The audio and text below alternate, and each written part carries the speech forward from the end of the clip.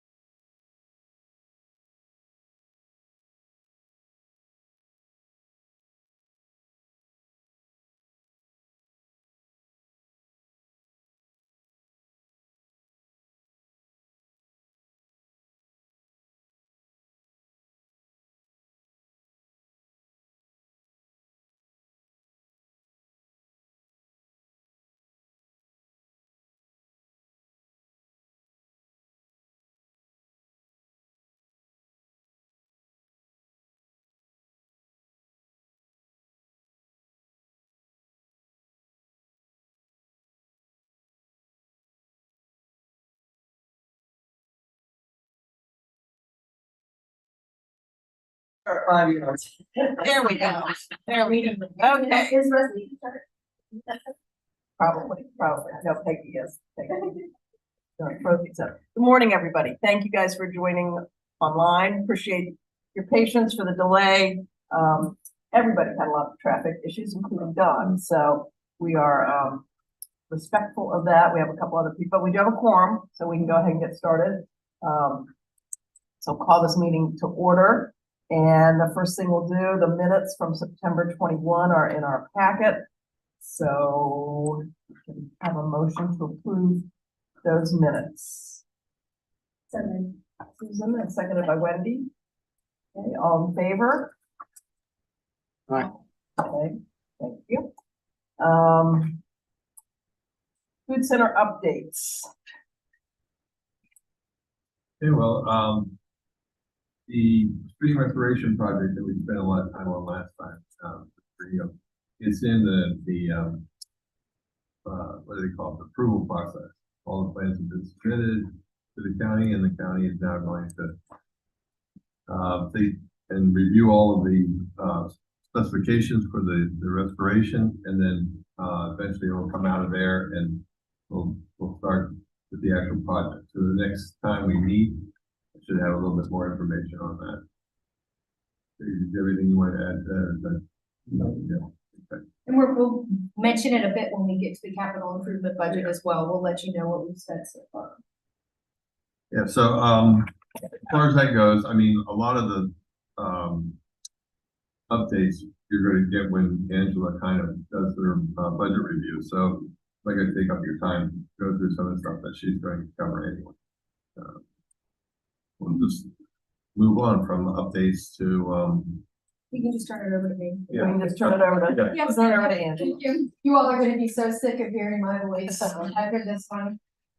Good morning, everyone. Thank you, Don. So the first item that we're going to work on today are the results of our tenant survey. Each year, we send out a tenant survey to our tenants in order to try to gauge customer satisfaction. When the results come in, I summarize all of the different categories, and then the whole team gets together and we form strategies on what we're going to do with the information that we got from the tenant survey. So it is very meaningful, and we do use it. We started doing the tenant survey back in the year 2006. And when we get the results, it gets reported to the state in a report that's called the Managing for Results Report, or the MFR. That can be considered our report card, if you will. There's several metrics that we report each year. Do we have anything on there? No. No. Okay, thanks. I'm gonna stop looking for anything. You're welcome. So that's kind of our report card. And so what we do when we send that report is it has multiple years of actual prior results. It has our current results, and then we project the next 2 years what we would anticipate our results to be. When we send out these tenant surveys, we send them to all tenants. They go out in an electronic format, and someone can just click on a link, just click the buttons, and it takes a couple of minutes.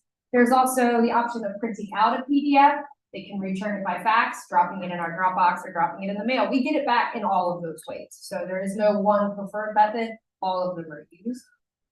We ask questions like, are you satisfied with market management? Are you satisfied with how we're doing repairs in the market? How are we keeping you informed? How is security? How is the overall sanitation of the market?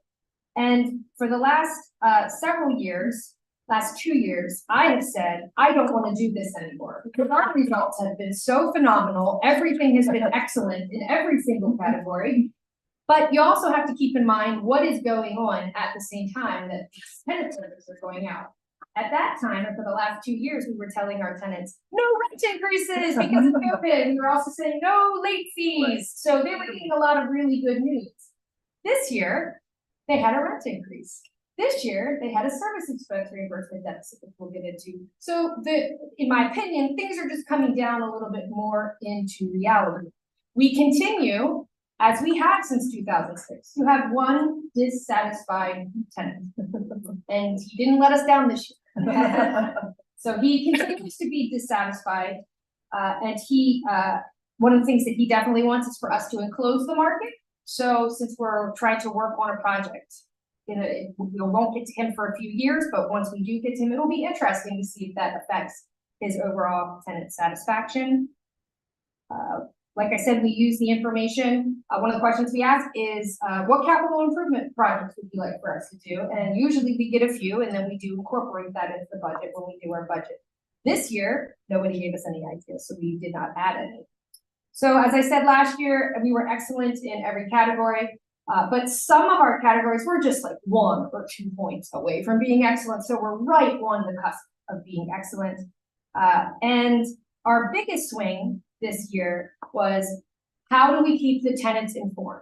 And so when we had this meeting and then our subsequent action plan came up with, what was determined is that operations is going to start sending out a quarterly newsletter to our tenants. And so we should expect to see that number come up next year. And so we'll address that next year when we look at the tenant survey. The other issue that we knew we were going to go down, there was no question we were going to go down, is insecurity. And the reason is because we have had the same access system. It's been since about 2008 or 2009. What an access system is if you want to enter either of our markets, there are 2 entrances into the Maryland Market Center, and there's 1 entrance into the produce market. One of the lanes you can select is a guardhouse that is manned. The other that you can enter is a gate that's always in the down position, and you use a card to swipe into that. That software was not working anymore. And we did everything that we could to get a workaround so that we could keep using that system, but we were unsuccessful. So for a period of time, that access system was not working in the middle lane to come into the market. And in order to come up with this whole new access system, this is a massive project. Like I said, it's 3 different locations.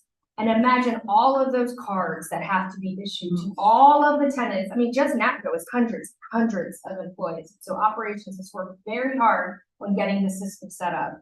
I got my card like a month ago, so that's really exciting. So we knew we were going to see a decrease in security, and we saw it. And then we also asked if the tenants have any comments that they want us to share. And so the first one from a tenant said that we need to have the gate entrance working. So that was already done. We've addressed it. The second one said that they would like to have a recycling program for old or unused machinery. And so I know Martin was looking into that. I'm not sure if we're going to be able to accommodate that, but I know we're looking at that to see if there's anything we can offer. And then their second comment was employee cards to work at the entrance gate. So that one's done. Now this next one is confusing to me. This next one is from our dissatisfied tenant.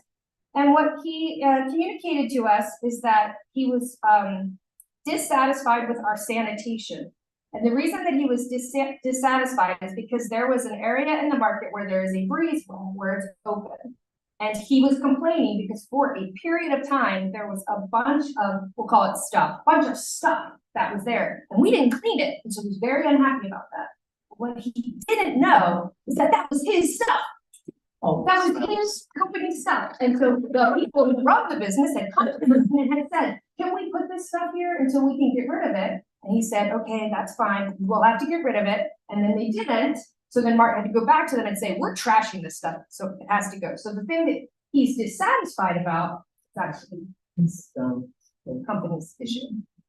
And then the last comment was from a company that said that we need to put speed limit signs on the sides of our market. Now, we already have speed limit signs in other areas, but this is just the sides of the market. So I know Martin is trying to figure out the exact right location to put them. So we are going to be adding those. Over at the Maryland Market Center, it's the same scenario, excellent, moderately satisfied, excellent. So all really great results. The biggest change, security, surprise. So we're not surprised at all by that. I will share just a story that has nothing to do with the tenant survey, but it is related to our maintenance staff.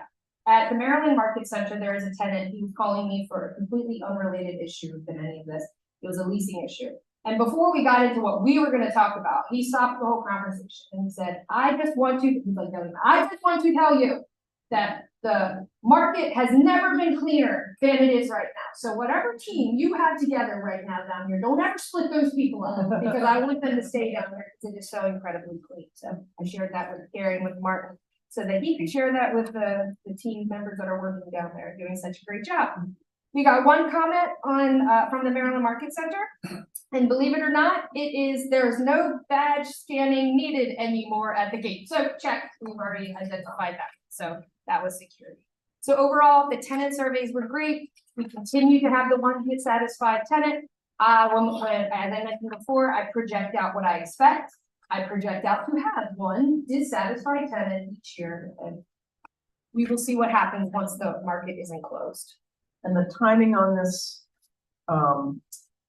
tenant survey in relationship to the budget, so this was like spring as you start doing the budget in the summer, or? No, when these get reported on something called the Managing for Results report. That Managing Results report is due toward the beginning of September. Okay. And so then these go out around July. Okay. And then I keep sending them, and I keep sending them. Second request, third request, final request. No, it really wasn't the final request. Here's one more request. You know, I keep trying to get as many responses because we do use it and it really is meaningful. But that's exactly at the time when the new lease period has started. And have we increased rent? And we have service expense reimbursement. So that all plays into it. The report that you need to submit is of September. Yes. 30th. Yeah, no, it's for the beginning of September. We're going to talk about that in a bit. September is a very, very trying month for any accounting department who works for the state because of the reports that we filed. Okay, so And that's just informational. We don't need any actions on that. oh no, this is just for you to know. And so then the next.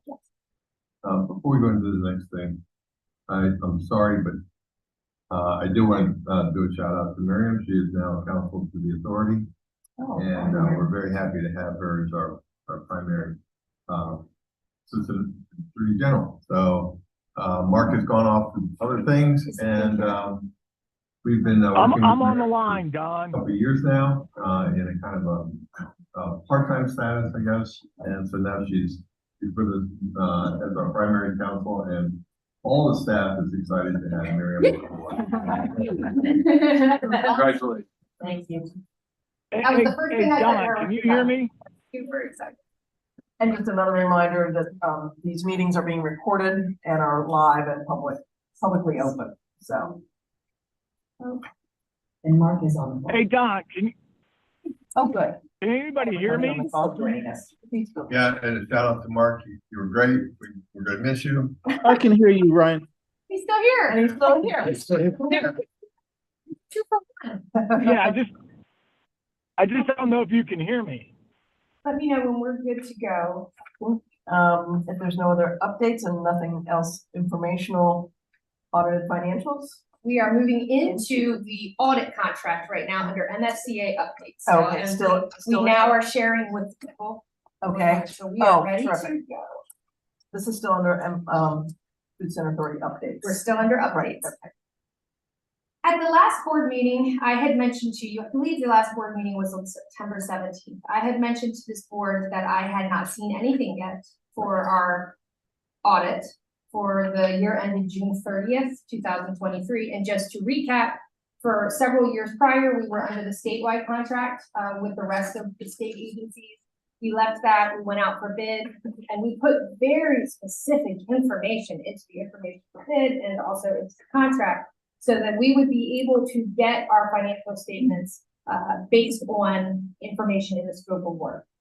We awarded that contract to a 100% MVP vendor, and then when we were in April, we received.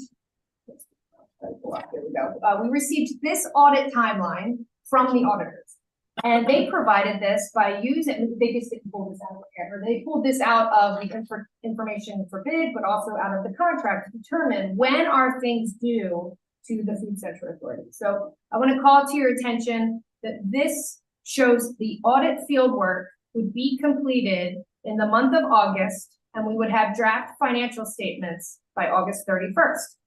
Now, we were here on September 17th, and I said that I didn't have it at that point yet. So next page is going to be, let's see, to the top. Okay, so the next page, I'm going to go a little bit out of order on this, but I just wanted to mention that the term of this contract was a 5-year contract. It was 3 years with 2 optional renewals. So it's a total of a 5-year potential contract. And then the next item that I want us to look at is down at the bottom, and I'll read it to you. It says final field work is expected to take 1 week, and this may be done on site here or remotely. Final field work shall be completed in the month of August and in no other month whatsoever. Final field work I'll look on my own, must be completed in no more than 14 calendar days in August, but before August 31st.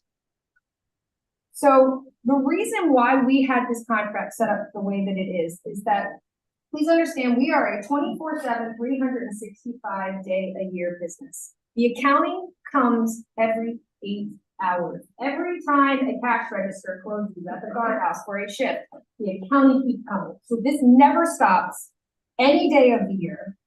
The month of September is incredibly challenging for the accounting department of anybody who is in a state agency because of the reports that we are required to file with the state. So the reason why the contract was set up this way was so that all of the challenging work would be done in August, so that when August 31st came, we would get our draft financial statements. So I'm sure you've seen financial statements. It's a lot of numbers, words. Well, the first thing that happens in your draft financial statements is the numbers. So once you get the numbers, then you can do the words.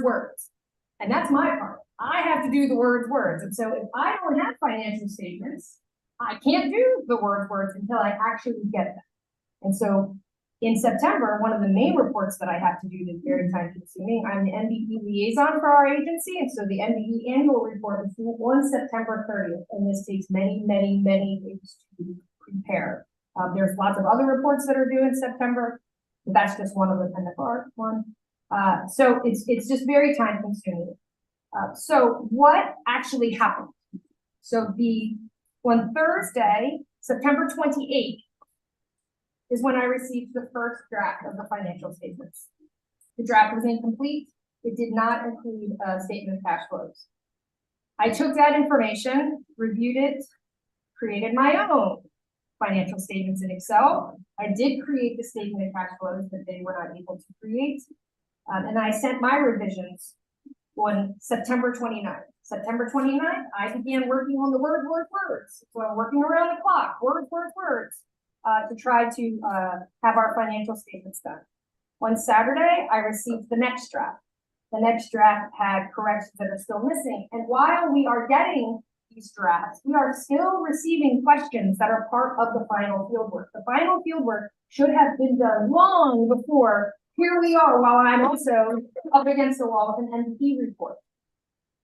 So then on October 1st, Sunday, October 1st is when the statements were finally final. And they were only final because I basically gave my life over that period of time in order for us to get the statements. The next section I want you to look at on this is this area right here. By no later than September 30th of each calendar year, the MFCA shall receive 25 bound copies of the financial statements. It also goes on to say, time is of the essence with respect to the contractor's performance under the contract. Delay in meeting the time commitment set forth herein will result in the assessment of liquidated damages as set forth in the contract. So on October 2nd, bound copies were delivered to this agency. The MFCA did assess $1,000 in liquidated damages, and the tenant has accepted them and has paid. On October 2nd, which is the same day, that is the day that I should have done it on September 30th, but on October 2nd, I'm going into, using our financial statements, I'm going into the state software called Workiva, and I'm trying to upload all of our financial information into their system so that they can upload it to their big financial statements that are over everyone. And it was at that time that I determined that they had hidden a line on one of their spreadsheets and an entire page was incorrect. So I had to throw away all 25 copies of those financial statements. I had to reprint everything. I had to rebind everything. So let's go to the next section. So this is from the contract, and it is the termination for default. If the contractor fails to fulfill its obligations under this contract properly and on time, or otherwise violates any provision of the contract, the MFCA may terminate the contract by written notice to the contractor. So what we have done is I'm working very closely with Miriam on this, and I have something to talk to you as well. It's in my packet here. We intend to terminate the contract, and it's due to their failure to meet the deadlines. And because we went out for bid for this earlier this year, and we have our own procurement policy, we are allowed to go to the next lowest bidder. And as long as everything they have, that they meet all of the requirements, we're going to go through the due diligence phase next that we do for any contract where we check references, we check MBE. The prior auditor with a 100% MBE. The current contract that we're going to go to is a 20% MBE. The cost difference over 5 years between the two is $1,000. So we're talking about a very small change. But the great thing is that this is a prior auditor of the security. So they're very familiar with what we do. They also do 50% of all of their audit work is governmental work. So they're very competent in this arena. So when we finish with this meeting today, we are going to terminate the existing contract, and we're going to go through our due diligence phase. And if everything goes well, then we're going to issue a new contract with the new auditor. So hopefully we'll be having a very different discussion next year. So that is my update on the audit contract. Does anybody have any questions on that? I know that was a lot.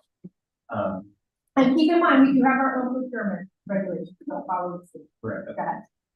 What's the total size? It's the one that we are canceling is $73,750, and the one that we're issuing is $75,115. So I understand the first months of that part, you're 100% over. What's the other one's 20%? How is that? Subcontract? Yes, so it'll be subcontracting, and they already have to identify that subcontractor, and that's all part of the bid. And so on Tuesday, I spoke to the contractor to see if they would honor the terms of the existing contract, and they said they would. And we pulled up all the MBE information, and he said, yes, we can be able to apply with that. Is he off the merit? Yes. And did the current auditor select that? No. No. Trebek, what would you say? And this is live and being recorded. Yeah, don't slander anyone. No, not really. I don't know. Check, 1, 2. And there were, So they didn't like you. Oh, we're not good either. no, absolutely not. In fact, they scheduled an exit conference for Tuesday, September 27th, and we were laughing to each other because we were waiting for the entrance. And just so that you know, from a timing perspective, we killed ourselves in July to upload all of our data by 7/28. Everything was reconciled. Because I used to be an auditor, I audit us before we do it. It was all done. They just had to take and tie everything. It's not as if they were like, well, where's your stuff? Our stuff was all right there. And so, I mean, I did that. This new auditor that is willing to accept the terms, I had to convince him that this isn't even us problem. Because it really is. I don't know. And we've never, before the prior auditor and this auditor, we have never had any issue. They've always come, they do their field work for 1 week, and then within a few weeks after that, in the final finding. And there was also a time when a prior auditor, came into this board and said that he wished that I would go around to all the state agencies, tell them how to prepare their documentation for the audit. Just out of curiosity, and sure, what like that in mind, so. It was the current portion, I believe it's either compensated absences or current portion of workers' comp, I can't remember which one it was, but It wasn't. it was just in my spreadsheet, when I created it, it was not in. Yeah. And the one that they took my information and they tried to put it on there, and I have it, like I can pull it up, I can see it. It's just you go from line 34 to line 36. But then you unhide it, there it is, and the only reason why I found it the same day is because I was uploading it to WordPress. And so I had the statement in front of me, and I'm typing, I went, oh, that doesn't, wait. 200,000 is missing, and then I went, how did that happen? Of course I go, is that me?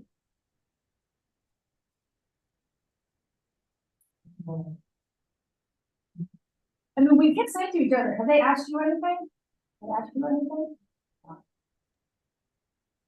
And I did express my displeasure at the exit conference that did, because they canceled the one on Tuesday because they said they weren't ready for the one on Tuesday. So we had the exit conference on Wednesday, and they got the financial. Check, 1, 2. This is informational. Yes, yeah. Just information. So make sure, are we okay over there? Yeah. So we're having a bit of a problem with hearing the people on the Zoom call. Kevin was texting me because they were trying to. Yeah, so we'll try to work on that right now. Oh, okay, okay. But they, Oh, do they have any they can questions? hear us, they just can't speak in an audio track. Did they try to chat? Yeah, the problem is when we share documents, we can't also chat. I see. Oh, okay, so we're trying to fix it real quick. Well, I have. We can answer the questions in the chat after your presentation. That would be fantastic.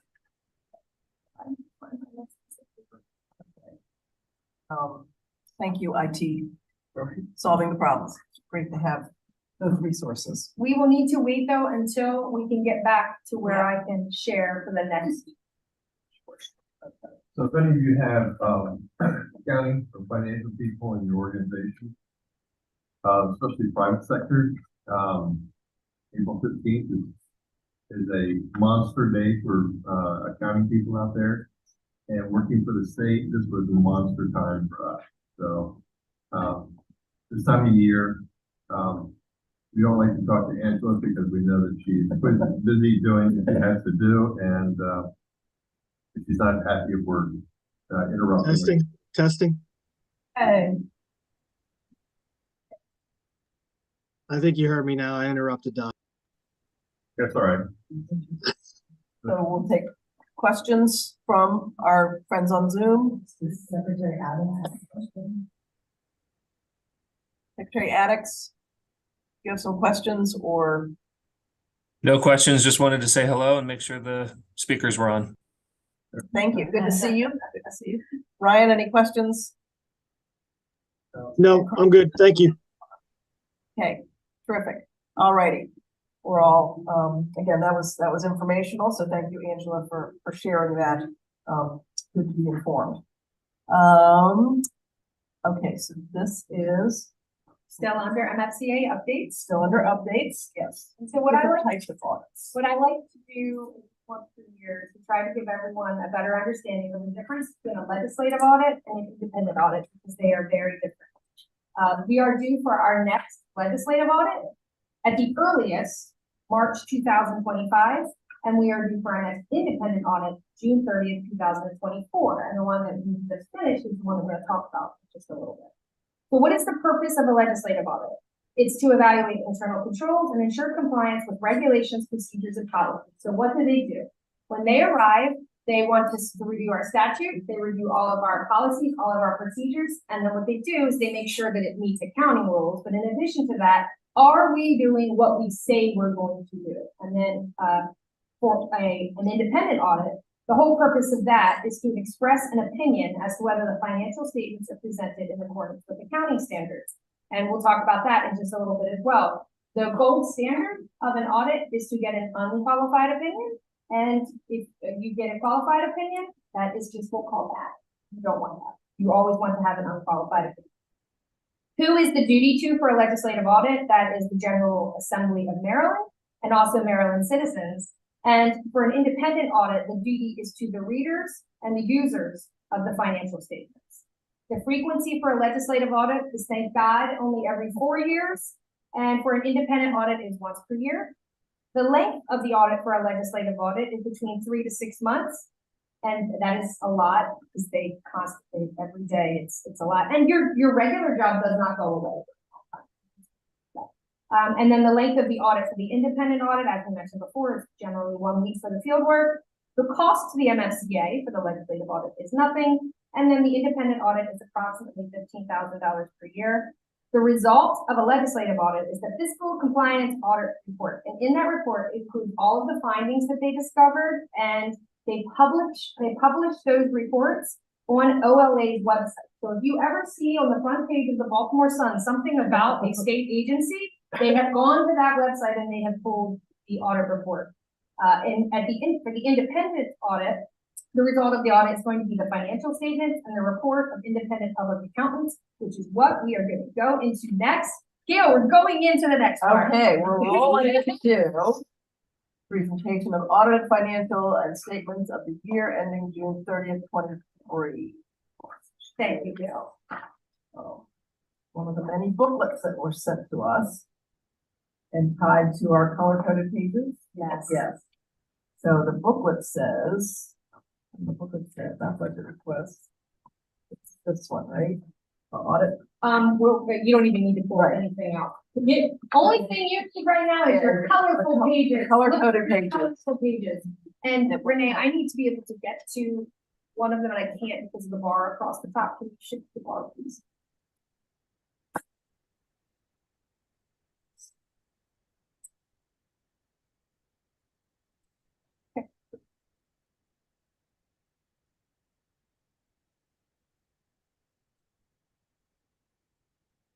And is there any chance that you can make the bar go sideways this way?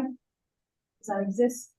And so while you're doing that, I have been at the authority since 2004, and I have had the pleasure of working with Don Darnall since that time.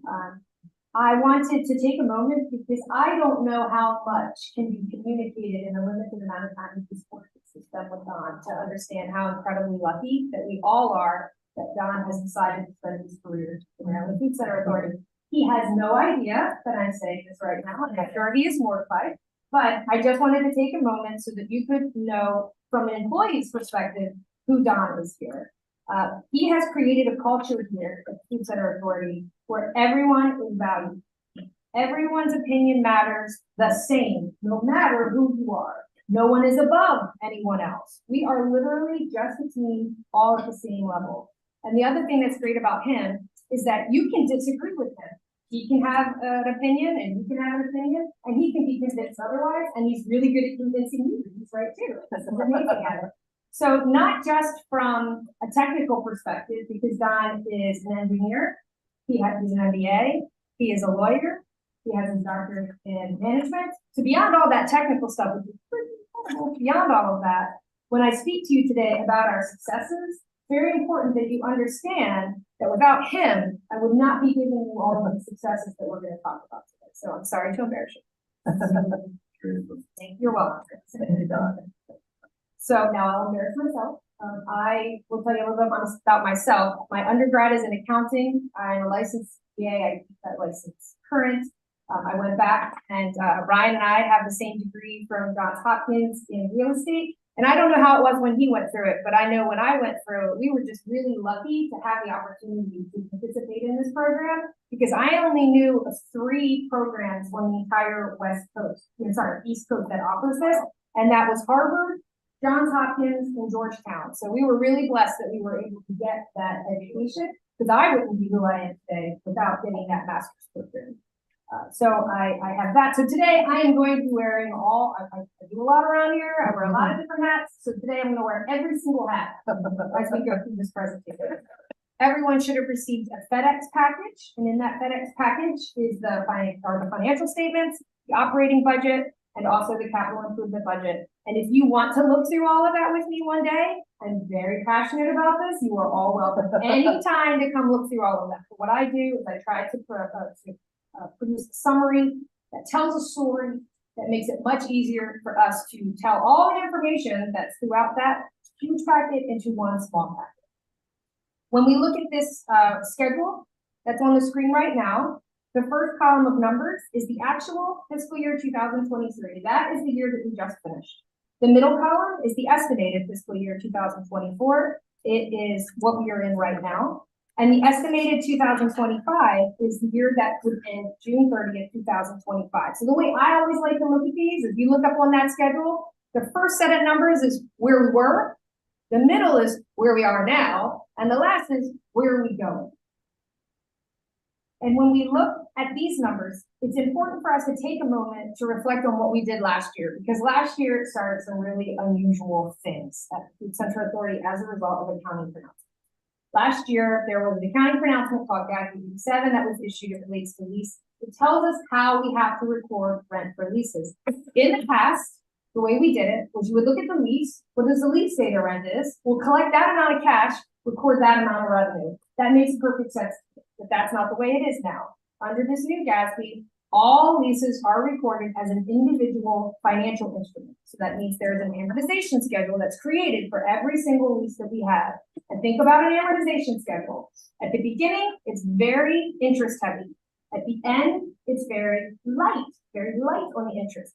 And so what this GASB has done is it makes you take the net present value of all the future payments and come up with that number. And then you divide that number over the number of months that you have in the lease, so that the amount of rent you are allowed to record now is the same. It never changes. It's the same as you go throughout the entire lease. And so if you're in a new lease year and you just had an increase, you would have expected, or even if your lease shows that you have 5-year bumps in there, what it does is it counts all of them at one time, and then it pulls the number back, and then it's divide.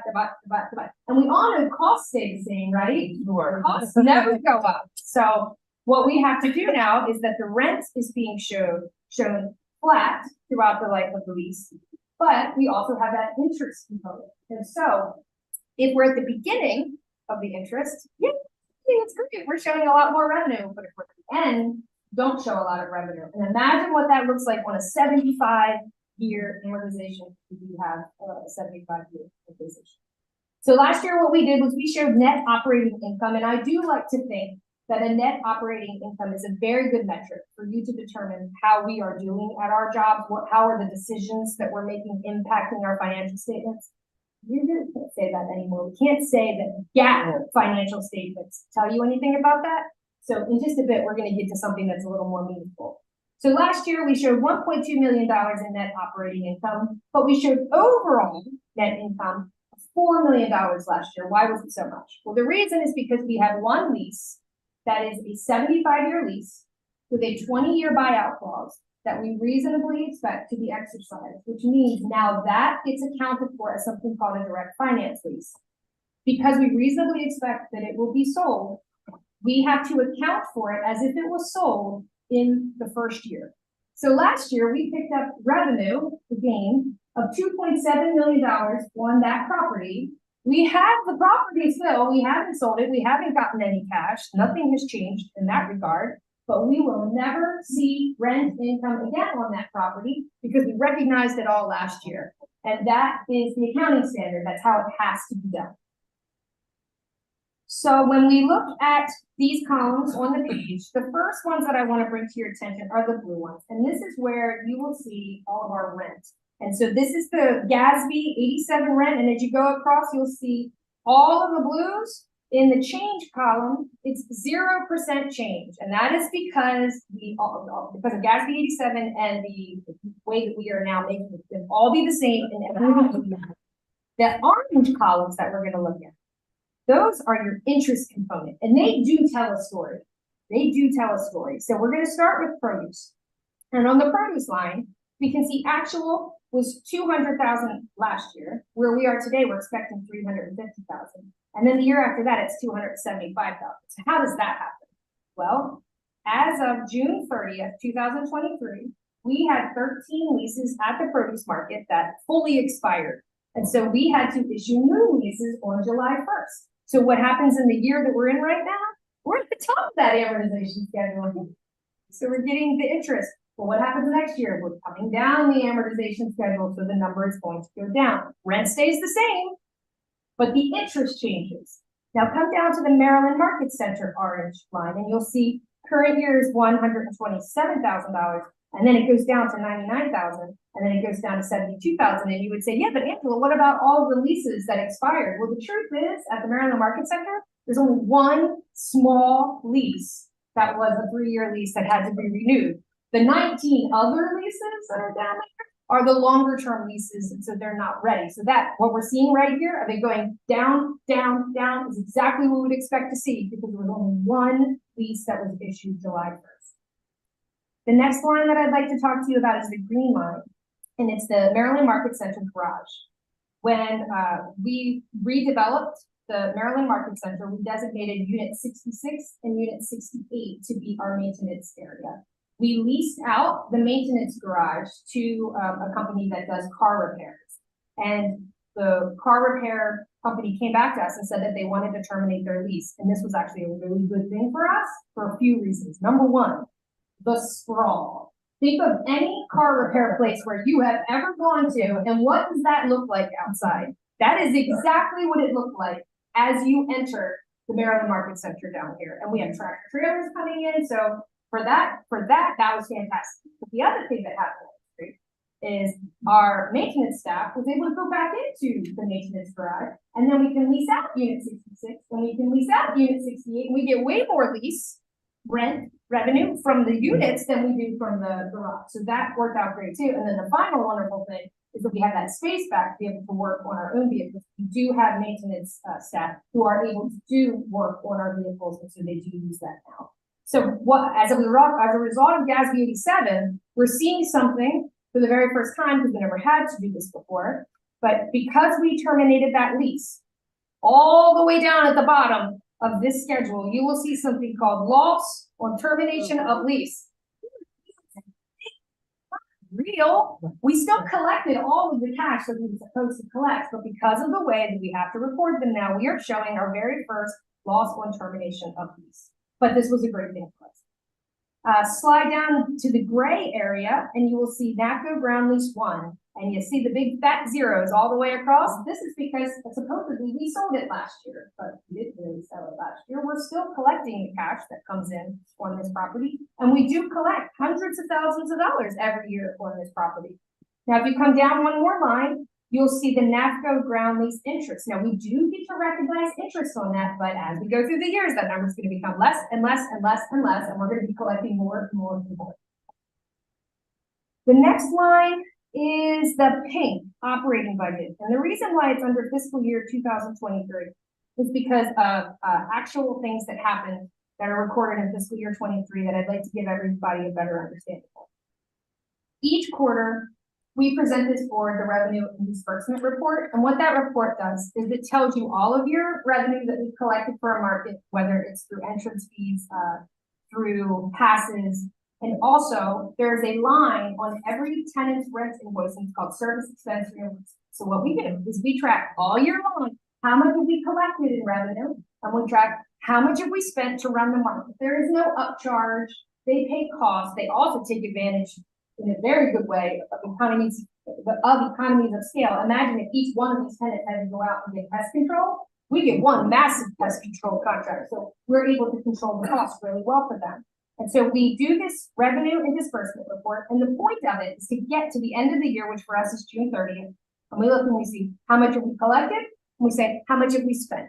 And if I've collected too much from them, we immediately give them a refund. That report will always be 0 at the end of the year. Now, if we haven't collected enough, then I think it's fine. But if we haven't collected enough, then we bill the tenants. But what we do is we break it down into monthly payments over the remainder of the fiscal year so that it's a little more manageable for them.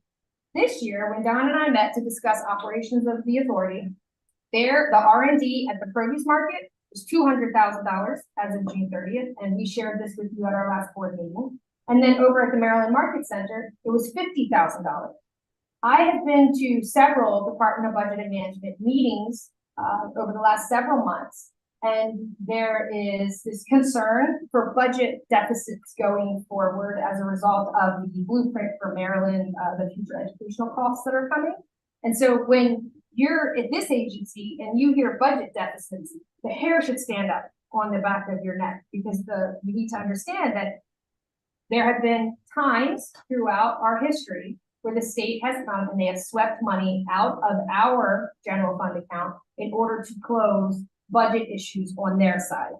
And so with that, I mean, because I had just come from a meeting from that, and when Don and I were speaking, and we were thinking, okay, well, here's something tangible and actionable that we can do right now that we can help our tenants. And so what Don decided that we would do, and he approved, that we would pick up 50% of those costs for our tenants. Now, keep in mind, the tenants would have paid those amounts back to us, but we picked it up for them. So we did $100,000 for the produce market, and we did $25,000 for the Maryland Market Center. So included in that pink line for operating budget is this unusual $125,000 worth of costs that would not have been there if the MFCA decided not to pick this up for the tenants. So the next topic that goes into the operating budget relates to another fund GASB, and it's GASB 68, and it is for pensions. And this GASB requires that the overall state financial statements, the big financial statement, that they are required to show the net pension liability for the entire state on their financial statement. So once a year, an actuary comes out, they create this massive spreadsheet, they determine what that number is. And then that number gets broken down to all the different state agencies, and it's based on a systematic system of using something having to do with salaries, but not appreciable, because not all salaries that they're basing this on will ever vest and be in the pension system. So it's not really real anyway. So our percentage of this pension expense for this past year, I also mentioned, it's been $300,000 before. It's been 200, it's been 100, it's been 20. So we've been all over the place. And think about it. Think about what that does for a state agency when you have a $300,000, and this comes in August, so we don't even know. We don't even know what it's going to be until it comes. So when you get this information that, oh my gosh, I hope I have an extra $300,000 in revenue to be able to cover that pension expense, which isn't real, which we will never pay. And it is only there in the same way that that GASB 87 releases is, so that we are able to say we are following all of the accounting rules so that we can issue an unqualified opinion. So what was our pension number this year? It was $932,000. Again, not real, not cash. And so thankfully, we did have enough revenue to cover that. But if you go over onto your financial statements, on the net operating income for the current, for the year where that just ended, you will see that we're only showing $94,000 in GAAP net operating income. And that in no way, shape, or form tells you that John and I are doing a good job of being stewards of our resources, because it's meaningless. It has all these numbers in it that kind of make it cloudy, if you will. So I'm gonna make it much better for us in just a moment. So the next line I want to drill down into is the interest income. Up until about a year and a half ago, the state was sweeping our interest income, but we were able to defend them with our statute, and we now get our interest income. So this past year, we received $580,000 that we would not have received if we were successful in that. We've already talked about the lawful termination of lease. And then the very bottom line in the bright yellow, that is what's called change in net assets. And if you were a regular business, it would be your overall net income of your business. So if you turn to our financial statements and you look in the first statement, the one that we're required to do, that's what you would see. You would see that our net income this year was $700,000. We're getting ready to talk about the operating budget and the capital improvement budget. If we do everything that we say we're going to do as we go forward in this meeting, our projected net income for the next year, the year that we're in right now, it'll be $682,000.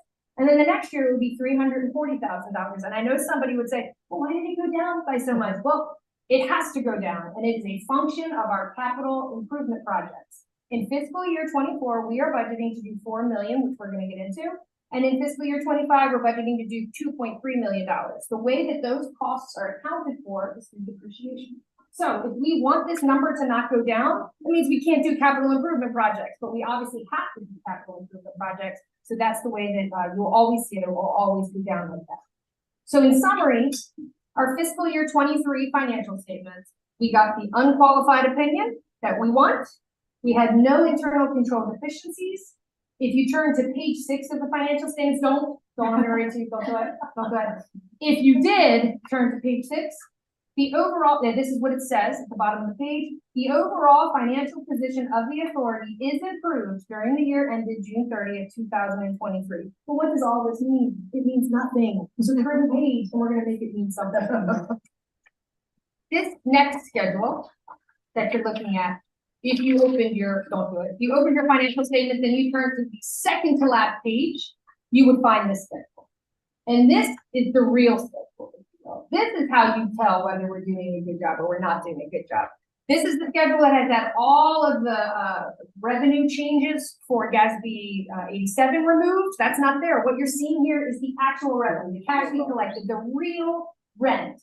What you're going to see underneath of that is that pension adjustment is not in there. That $951,000 pension adjustment is not in there. The other thing that is not in there is the $580,000 of the interest. Because that has nothing to do with Don and me. That's because interest rates are high. That's fantastic, but we don't control that. So that's not included in here. So when you're going to evaluate what have we done over the last year, have we been successful?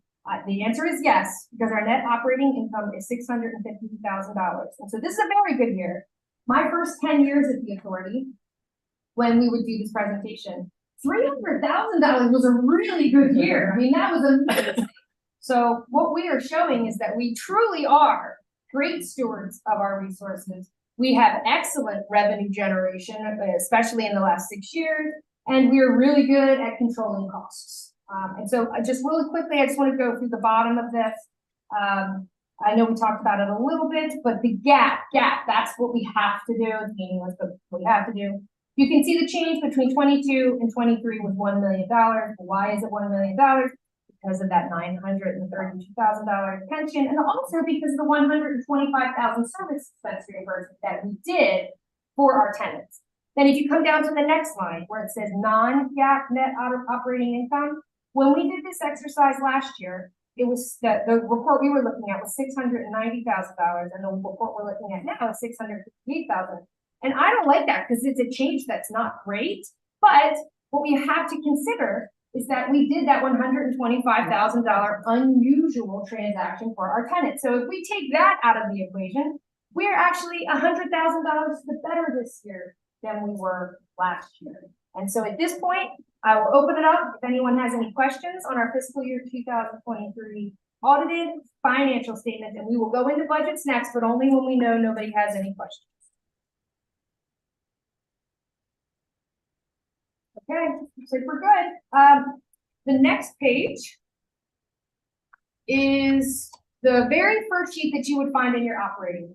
Every single number that you see on here is a summary. The detail for all of these numbers is included in that packet that you received. We break it down by admin, produce, and Maryland Market Center. So anything you ever wanted to know about one of these summary numbers is in your possession. When we do these budgets, it truly is a collaborative effort. We sit at this table, I would say there's probably 6 of us here, and we go through every single budget, and the whole team brings their wish list. What do we want to do? So what usually, he's laughing. See, what usually happens is I get this list, and then I go back, I have this massive spreadsheet, and the whole point of my massive spreadsheet is to get down to 2 tabs. Those 2 tabs are, what is our cash balance? What is our net income? And so I don't know what that is until everything has been inputted into the system. And so at that point is when I usually come back to Darren and I go, all right, Darren, we got 1.5 million that we need to cut. But this year we didn't have to do that. Everybody got everything that they wanted. And so obviously that's my favorite. So when we're doing our budgets together, we have many objectives. And the first one that's very important, especially today, is we need to protect our cash balance from being swept by demonstrating that we have need for these funds. And then the second thing that we do is all of our leases have contractual obligations to perform certain services for our tenants. So we have to ensure that we have the funding to be able to provide those services. And especially we have to be sure that we can provide them in the event of it's called a catastrophe or an issue. For example, we are double dipping, if you will, on salaries and temporary labor this year. We normally don't do this, but we know that we have to. We have to budget up in our salaries as if we are 100% full, but we are not. We do have to go out, and we have budgeted now for one additional CDL and for, oh goodness, 2 or 3, now I'm spaced out, there were 2 or 3 security guard employees. So we're definitely double dipping in those 2 areas, but if we don't put the money in and then we don't end up using any temp labor, then we don't have enough in salaries, or vice versa. So we do have to do it that way. And that is because we are contractually obligated to pick up those people's trash. We have to go do it. We have to have the staff to do it. And if it requires a temp worker, we got to bring the temp worker in. The other thing that we do, and we rely very heavily on our maintenance team for this, is that we evaluate all of our facilities and we determine which capital projects that we want to undertake.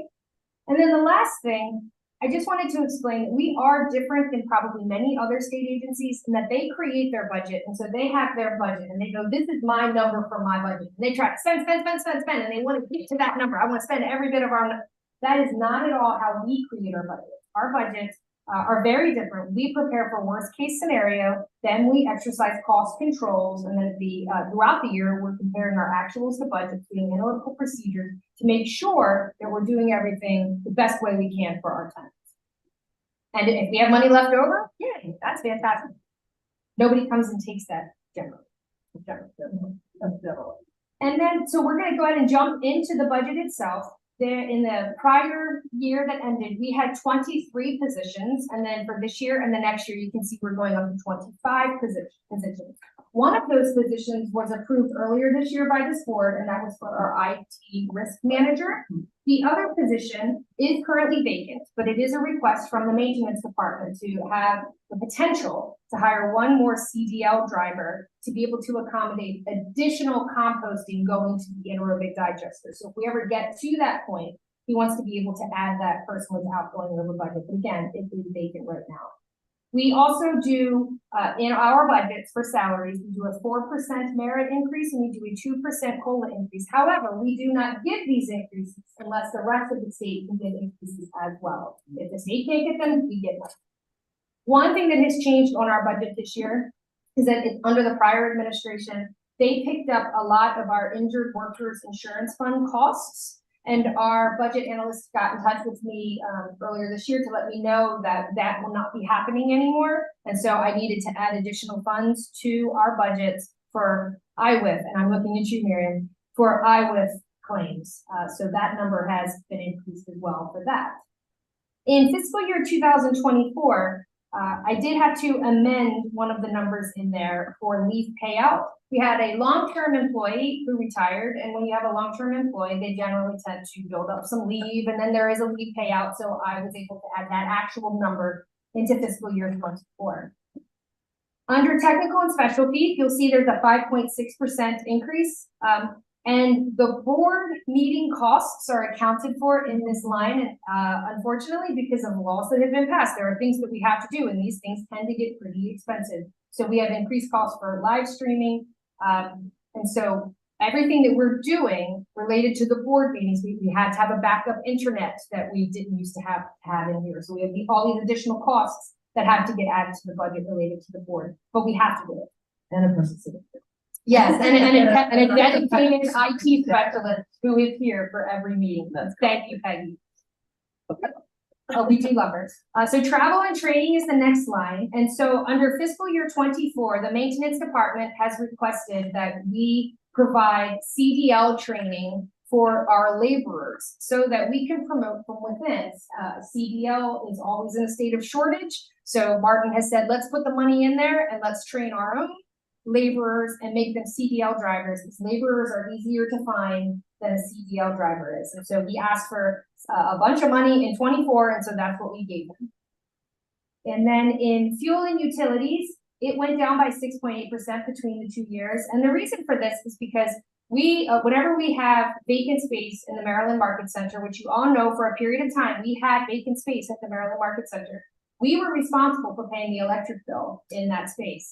And so I wasn't comfortable yet pulling that budget down, but I feel like all of our tenants now are very sound. We're 100% occupied. We can start to pull back on that number that I had allocated for us to pay the Maryland Market Center. So that number is coming down. Under motor vehicle operations, you'll see that it goes up by 13%. This is due to us purchasing a new trash truck and a packer in 2025. And we'll talk about that a little bit more over in the capital improvement budget. The reason why you would see it on both budgets is because our tenants reimburse us for some equipment that we buy. A trash truck is one of those items. And so what we do is we purchase the equipment, so if it's $300,000 and we say it's a 10-year useful life, each one of those years in the 10 years, they would pay us $30,000. That gets accounted for in this line item, and that's why you see 25 going up. Under contractual services, you see that it's going down by 2.5%. This is because we were expecting until now to have to put in a T1 line at the produce market, a T1 line at the Maryland Market Center, and also a T1 line here for this meeting. But we have since discovered that that's probably not our path forward. So we've taken the money out of 25. If we need to put it back in, because that is the way we end up going, we will do that next year. So under supplies and materials, see that's a big increase of 23.6%. This is where software applications are kept, and due to our IT policies and procedures, we have new software that we have for that. Of course, there's the leasing software that we have. I would die without that. And we also are looking at software for a third-party vendor risk management program. So we have a lot of software that we're looking to implement. The third-party vendor risk management, that came to our attention as a result of the IT cyber audit that we were exposed to. Oh yeah, it's hard to forget. So we had that IT, we had that IT cyber audit. And I will tell you that since we had that report, we have obviously hired an employee who's dedicated to IT risk. We have created all new so you shouldn't say new, I mean, they're brand new IT policies and procedures. And one of the things that we just recently experienced was the state performed something called a penetration test. And so they have a team and they document the whole thing. They try to break into our network and they couldn't get it. So we did very, very well on that test. And so what I really, really am looking forward to is the auditors coming back and auditing us again, because we're killing it. And I really want to see that number go up so high compared to what it was before. Renee's a big part of that team, so I know she's happy and smiling.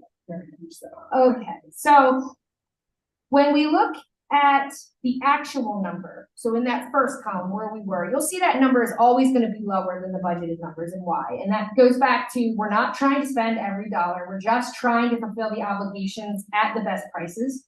We're also not fully staffed. We do have vacancies, and they're in security and in maintenance. Now, one of the things that we have absolutely no control over that terrifies the Food Center Authority is snow. And that is a 4-letter word around here, snow. So we've had a very mild winter for several years. We have experienced Snowmageddon back in 2008. We had the 2 blizzards 5 days apart. During that time, we spent $200,000 on outside help to get the snow removed out of the market and down to pavement, because we have to keep food moving in the state of Maryland. Now, what happens sometimes? We're clear, and the roads coming in aren't clear yet, but we do get clear. So it was a mild winter. We'll see what happens this year. I know we were just talking about that. We're all a little nervous because you keep hearing things. Projections, You keep hearing those projections, and so we get nervous. The other reason why actual is lower, and all of the employees here are guilty of this, we are all budgeted to get new computers, and we just keep saying, no, we're good with this one. So we keep pushing the IT costs forward, and eventually we all do eventually get them, but sometimes we get them like 2 years later than they tell us to get them. But I have a feeling that that's going to change with our new IT policy. So when we look at the difference between the fiscal year 24 and the fiscal year 25, we're looking at a 3% increase. That's very normal. Usually we are right at 3% every year. And then I always like to talk about our anticipated challenges, and this is a repeat because last year we also know that employee hiring is challenging, and employee retention is challenging. We're not special. This is happening everywhere, but it is something that we do face. We also have a challenge with keeping, and I need to change that, not just in maintenance, it's keeping all of our staff healthy. The maintenance workers' job is so labor intensive. They work so hard. It is so hard on their bodies. And so Martin, Gary, and I have talked previously, what can we do? And we're going to keep talking about that. What can we do to keep our employees safe? And then there is just in the country a CDL driver shortage that's projected through 2030. And so we're addressing that by taking our own laborers, providing them the training so that then they can promote from within and we can hire them. That's great. Yeah. Martin is fantastic. He is our maintenance team leader, and we're very lucky to have him. He is great. And I call him a kid, but he's not a kid.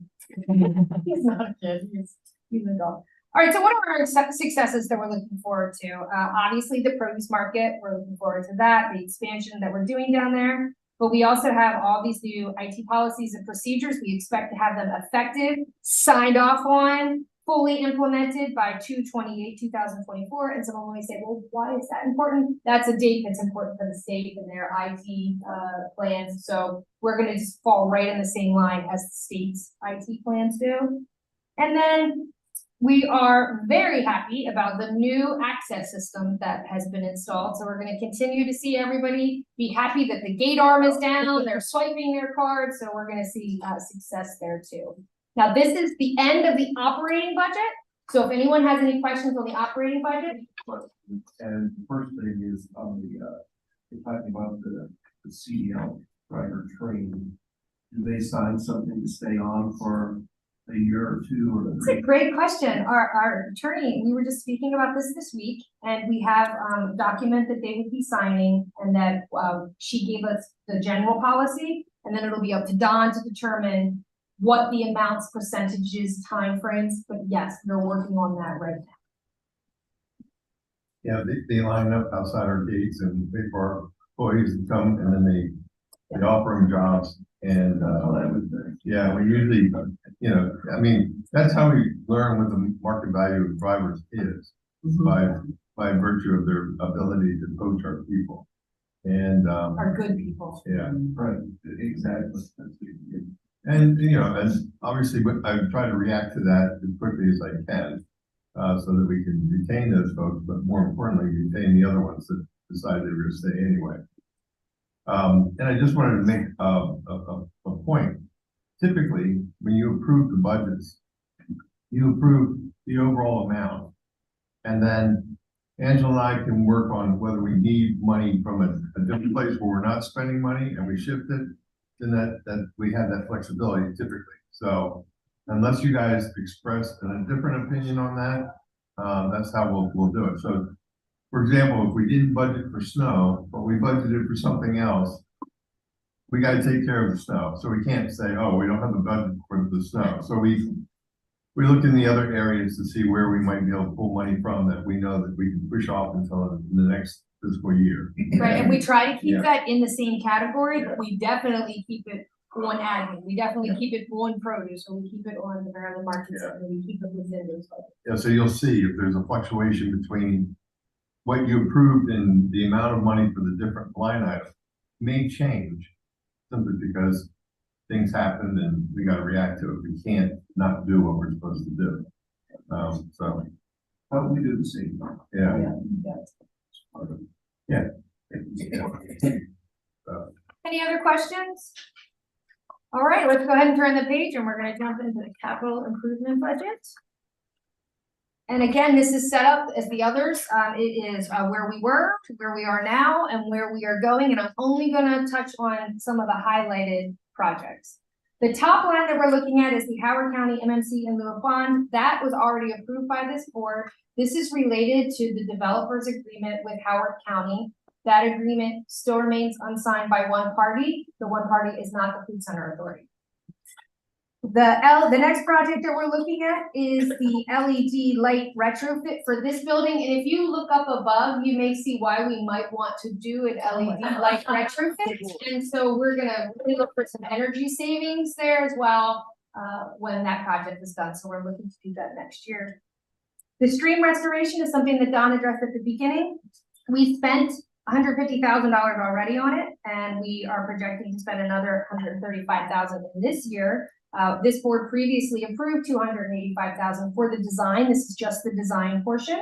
And we are at the last invoice that I saw was at 90% complete. And after they're finished this project, we will have a better idea of what it's gonna cost to do the project, how many credits we're gonna earn from the stormwater project, timing. So we're just gonna get a lot of information. Once we're able to get those numbers, we're gonna incorporate it back into this budget. Let's see, next is the water main break. This is a brand new line. We have never had this line before. So we finally got smart this year and put a line in. Down at the produce market, it's been, I'd say 3 years now. 3 years we've had at least one water main break at the produce market. This year we had 2. The costs for actual do not include all of the costs for 2. It includes all of the costs for 1. It's partial of the second one. And so what we have done is we have included a line item for the current budget and for the next year budget of $100,000. The good news is that included in that produce market redevelopment is that we are going to be fixing these water main issues. And so eventually these costs will go away, but I strongly suspect that building was built in 74. This building was built in 84. So, you know, set your watch.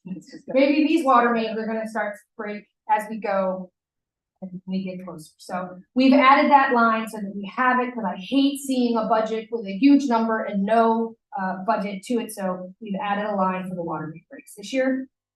For the maintenance department, they have requested 4 pieces of equipment this year. And as I mentioned, I didn't have to tell them no to any of them. They got everything they wanted.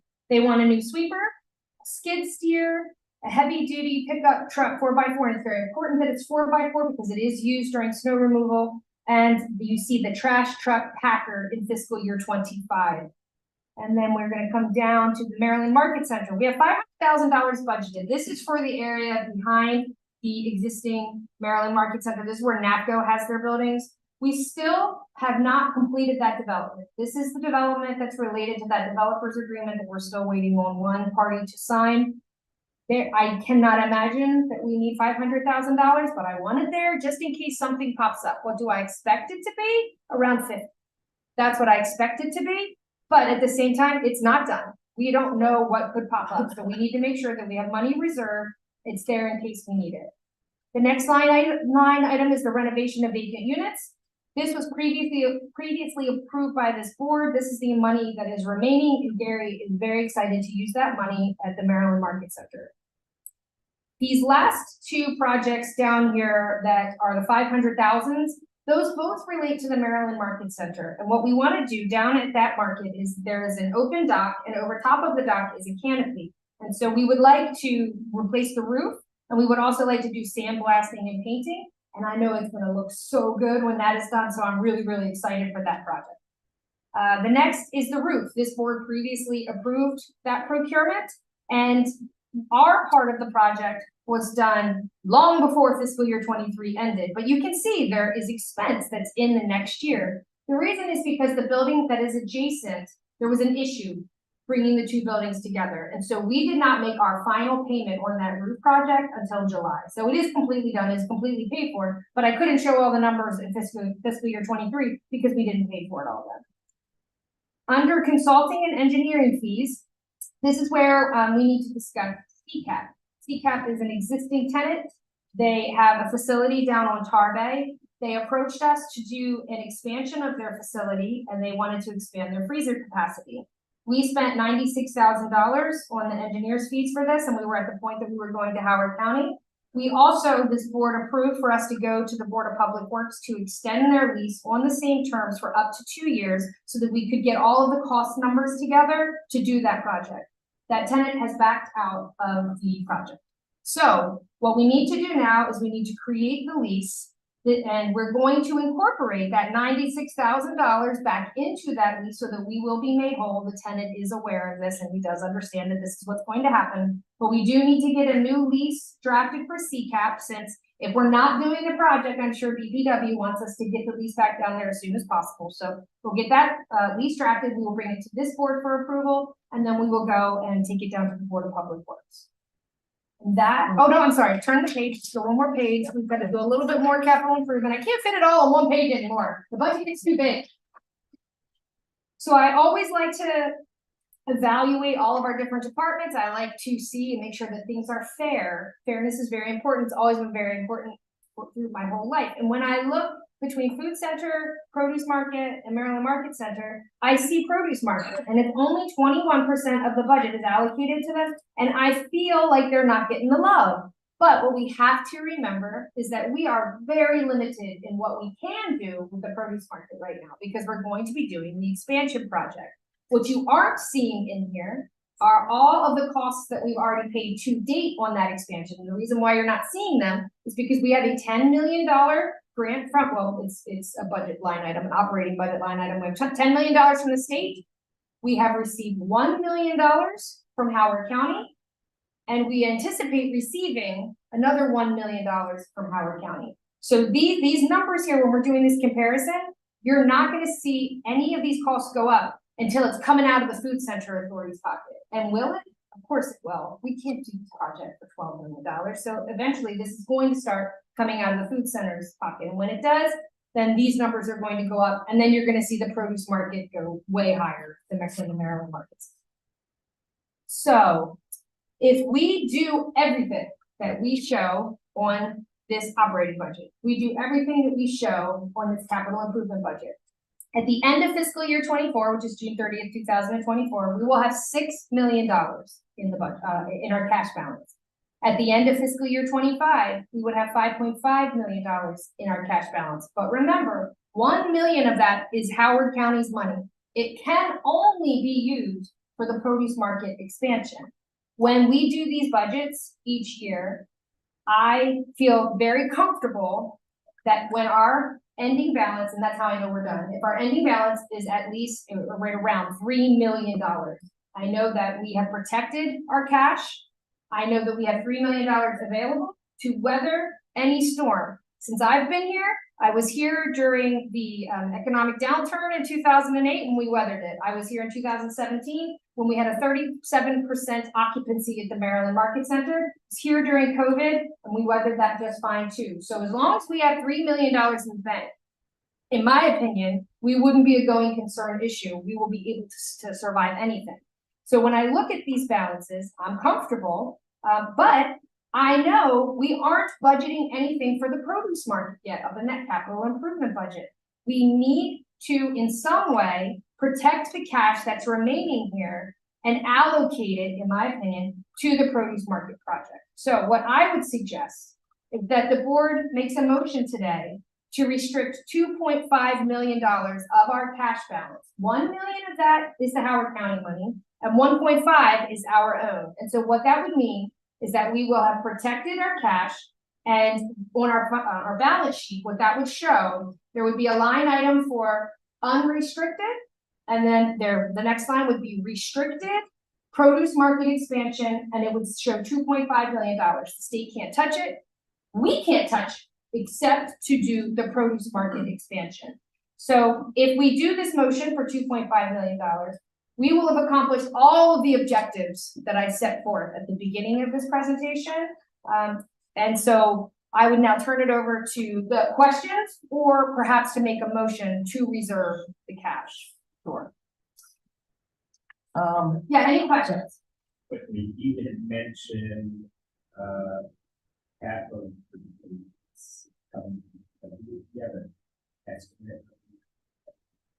That's a great question. Can you tell me when our next board meeting is? Because it has to be approved by this board first.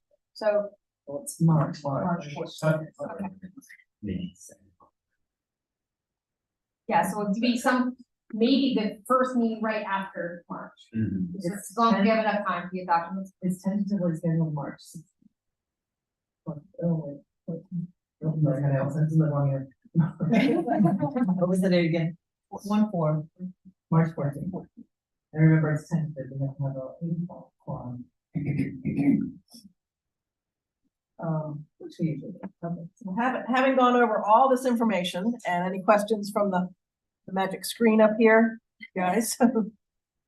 Thank you for hanging in there. And again, thank you, Angela, for the color coded summaries. I think of my own voice. That's okay. That's okay. So we have several pieces here to deal with, but I would first entertain a motion to restrict 2.5 million of our existing cash for use for the produce market expansion project. And this year, cash balance as well as the 1 million from Howard County.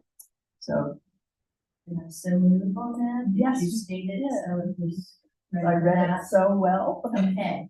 So that's moved by Carrie. Second, thank you, Darren. Any other discussion, questions? All in favor? Say aye or Aye. wave. Okay, moving back a little bit of where we started. I would entertain a motion to approve the FY 23 audited financial statements, which was the color-coded summary. Okay. Susan, so moves. Is there a second? Okay, thank you, Wendy. Wendy, second. Can I just stop? Yep. So sorry. I need Carlton and Gerardo to vote. Oh, So can we just have them unmute and just vote on that for us? Oh, yeah, I said yes, but I don't know if my microphone is working. We got you, Gerardo. okay, and Carlton. This is I said- Carlton. I approve I- as well. Okay, And thank you. Secretary Addicts. I don't see that he's on anymore. I think he's gone. Who? Carlton's still here. Yeah, Carlton's here. Secretary Addicts has, Oh, okay, sorry about that. Yeah. so that was unanimous, right? You good? Okay, for both of those. Or have we voted? We haven't voted on the audit financials. Got it. Susan in a second. Wendy, any other questions on the audited financial statements? All in favor of approving as presented? Aye. Susan and Wendy. Oh, I missed that. Okay, sorry. 3 out of 4, we'll get in there.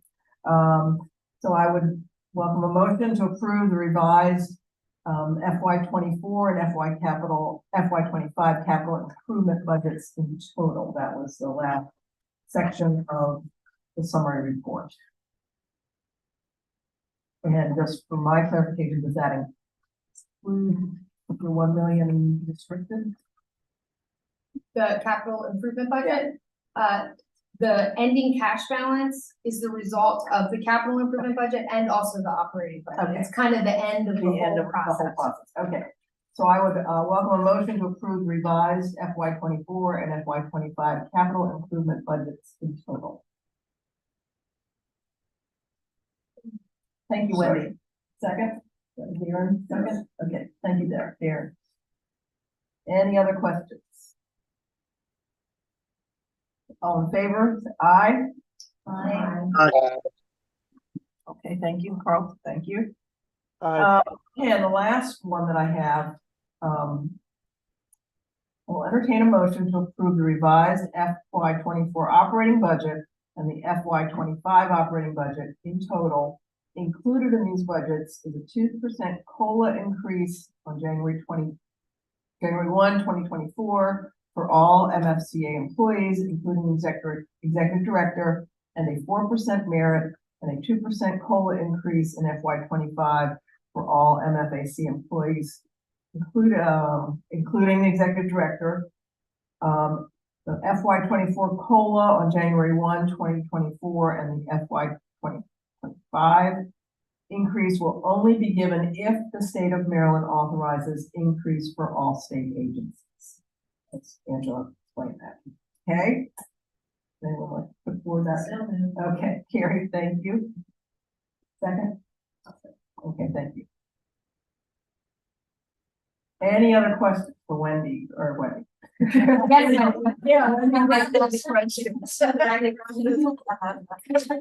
Okay, all in favor? That last Aye. motion? Aye. Okay. Aye. Yep, okay, thank you, all accounted for. Thank you, thank you, thank you, staff for preparing those very detailed Yes. motions. Yep, Okay, Yep. so we're, we're very, very, very, very, very, very, glad that, in the terms of synchronicity and showing up at the exact right time, that Angela is part of our, audit team that came in to audit our agency back in 2004, or closely thereafter. We hired Angela, and because of her skill as not only an accountant and having a background in real estate and everything else, she has this incredible ability to audit us before we get audited. And then she works with the auditors so that they can do their job as quickly and as efficiently as they can. And her level of frustration with the existing auditors cannot be expressed more, because she has done all of the heavy lifting for them. And you can tell in just the review that she did, and that's a review of what she did, that the amount of work that she puts into these statements and everything, the amount of work that goes into developing the budget, trying to anticipate in the future what we're going to need with Gary and Martin, and then talking to staff about what we might need. She does a great job, and we would not be able to provide this information to you the way that she provides it. And I actually understand it more than I used to, and I used to give the review, which was maybe 1% of the information she gives you all now. And she's a pleasure to work with. She is a great steward of our resources, and I think we have a wonderful relationship, because yes, we do not always agree on certain things, and we always are able to work through it and compromise and make sure that the authorities could run in the right way. So I want to thank Angela specifically for all the work she did. I know Trevette and others have also contributed to that process. And it is the heart of our operation, being able to not only anticipate what we need to do, but to have the funds to do it. And she does a remarkable job of protecting us.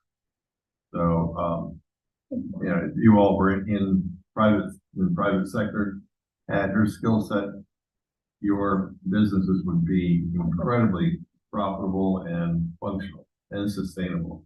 And that's why we are able to be sustainable here. And we refer to the state sometimes as being an unseen evil enemy because of their ability to come in with a BRFA or whatever and just look at our resources and say, okay, we're going to remove this many resources. And so we've gotten pretty good at being able to restrict funds so that we can continue to be sustainable and take care of the issues that we need to take care of, and have the revenue to do that. So kudos to Angela and her team for being able to give you the information you got. And I just want to personally say thank you to her in front of the board and her staff for a wonderful job done. Thank you. Yeah. Having an ongoing wish list. That's really important. Very, very important. He usually puts it on the wall. That's good to know. That's good to know. And for those of you wondering what a BRFA is, besides like the worst sounding thing ever, it's the Budget and Reconciliation Financing Act that the state will pass when the budget deficit is bad and they want to read. BRFA.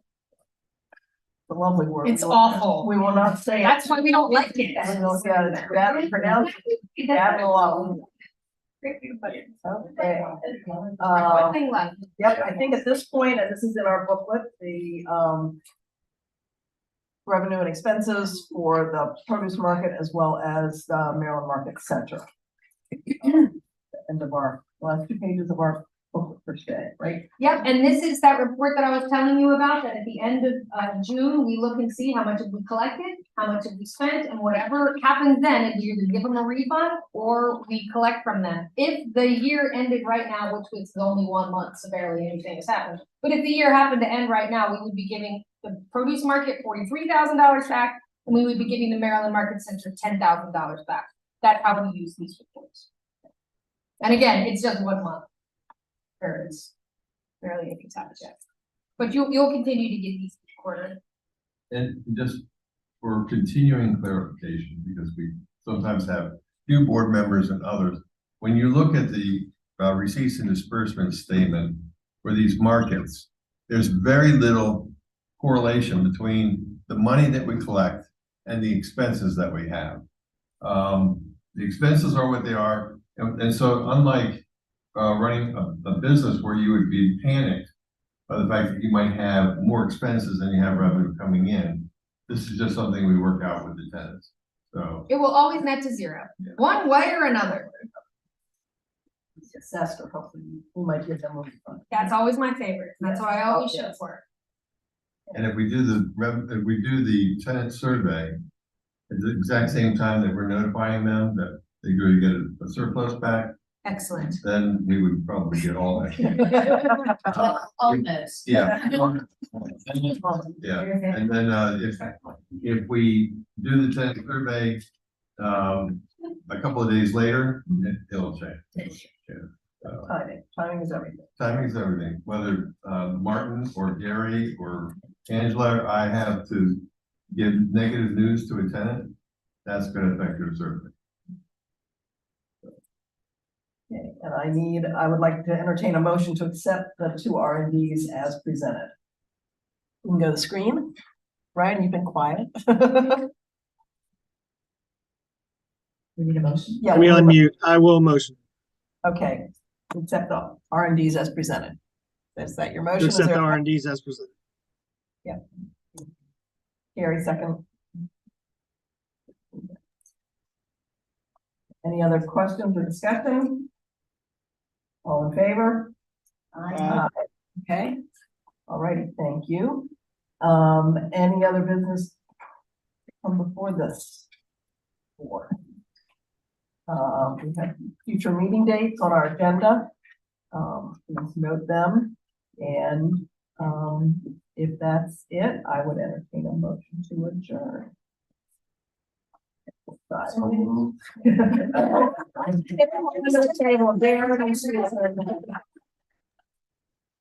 Okay.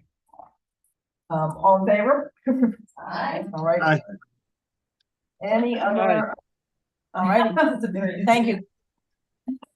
Thank you all so very much for taking the time. Thank you, Angela, again. I think a lot of us sit on several other boards that hear different reports, similar reports, few as complete and summarized. So thank you. It's a tough gold standard for other groups to follow. So appreciate that a lot. And again, in your leisure, read every page and they'll all match up. And then you turn that on as well. And that's the whole team here. Yes. All righty, with that, I think we're good. As always, in an emergency, Don can call an emergency meeting if anything comes up, so. Yeah, we have lunch in the back, so feel free to grab some food before you leave. From my perspective, from my point of view, thank you all for attending. I really appreciate it. I know that sometimes there's a challenge to get here, and I experienced that challenge myself.